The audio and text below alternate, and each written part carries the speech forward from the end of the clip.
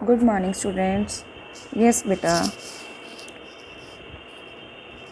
हम अपना chapter number 4 the ashes that made trees bloom ये इसकी रीडिंग कर रहे थे। So we will continue the reading of the chapter the ashes that made trees bloom. सो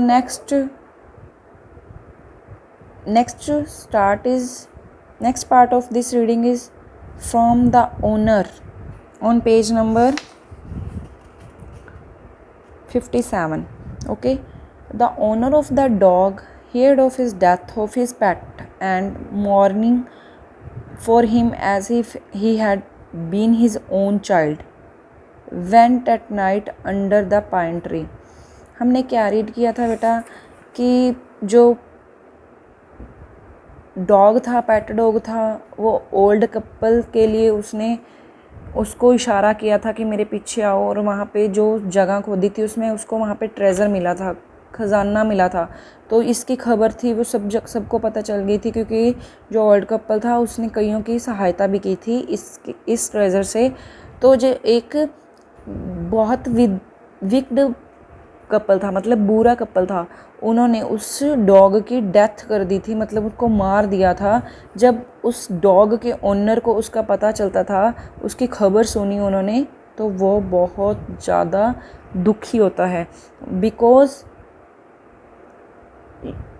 क्योंकि वो अपने को उस डॉग को वो अपने बच्चे की तरह प्यार करते थे। तो मॉर्निंग मीन्स बहुत दुखी महसूस करता था, बहुत दुख होता था उसको, और वो उस रात को वो उस पाइन ट्री के अंडर ही स्पेंड करता था जिस रात को उसकी डेथ होती थी। Okay, he set up some bamboo tubes in the ground such as are used before tombs in which he put fresh flowers. तो वहाँ पे उस जगह पे वो एक बैम्बो ट्यूब्स यूज़ करता है वहाँ पे फ्लावर्स के लिए। उस जगह पे फ्लावर्स मतलब वहाँ पे उसका एक निशान बनाना चाहता है। Then he laid a cup of water and tray of food on the grave and burn several costly sticks of incense.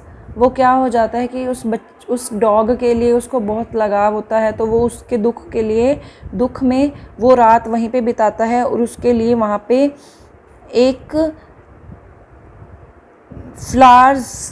Fresh flowers उगाता है वहाँ पे, और उसमें वाटर देता है, और फूड की ट्रे वो उस डॉग के लिए लेके जाता है। He mourned a great while over his pet calling him many dear names as if he were alive. जैसे वो जिंदा था उसको बहुत तरह के नाम से पुकारता था, ऐसे ही वो जो डॉग को वहाँ पे उसके लिए बहुत दुखी होता है और उसको डिफरेंट नेम से वो पुकारता है। That night the spirit of the dog appeared to him in the dream and said. उस रात को फिर उसके बाद वो बहुत ज़्यादा दुखी होता है, उस डॉग के बारे में ही सोचता है, तो उसको एक सपना आता है डॉग की आत्मा का, और वो बोलते हैं cut down the pine tree over my grave and make from it a mortar for your rice pastry and a mill for your bean sauce. तो वो जो डॉग होता है वो उसको सपने में बोलता है, जो उसकी जो ग्रेव मतलब जहाँ पे उसको मतलब दबाया गया था डॉग को, उस जगह पे वहाँ पे एक पाइन ट्री था। वो कहता है कि इसको कट कर दो, और उसका एक मोटार होता है कि motor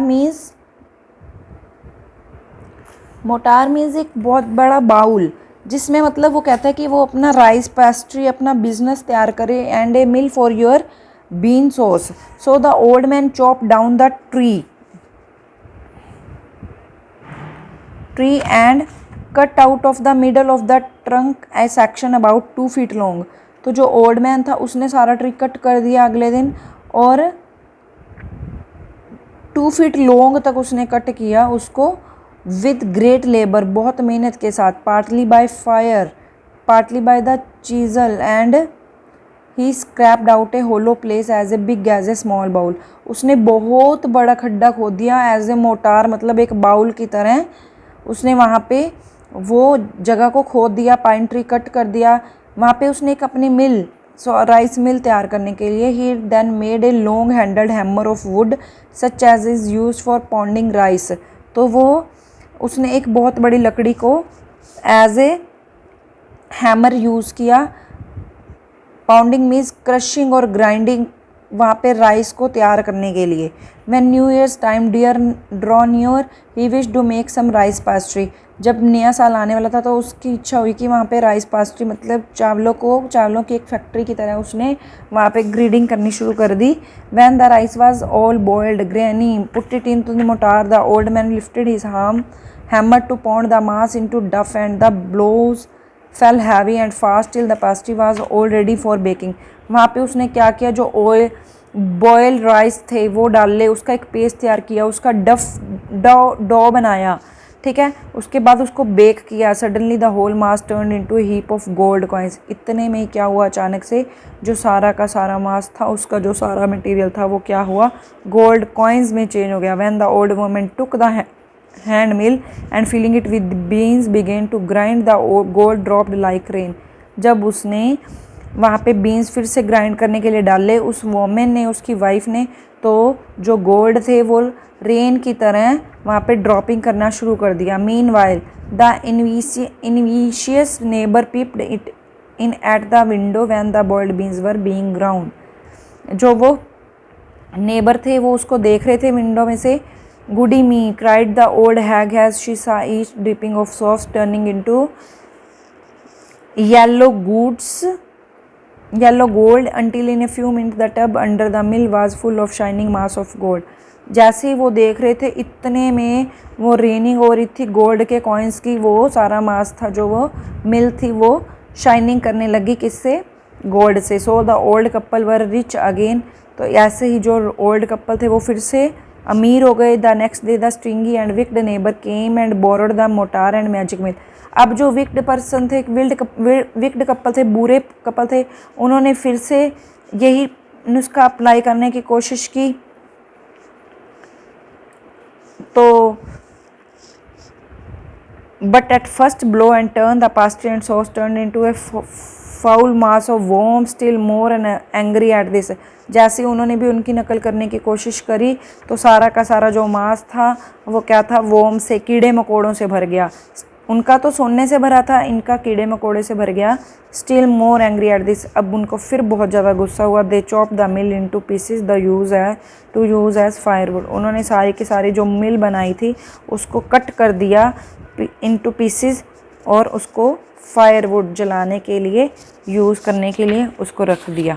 clear? So here we have complete the part 1 of the chapter the ashes made trees bloom. Next we will complete the part 2 of the chapter 4. Then we will complete the chapter. Okay, I hope you will understand. Read the chapter once again for better understanding and learn word meaning. Okay, thanks.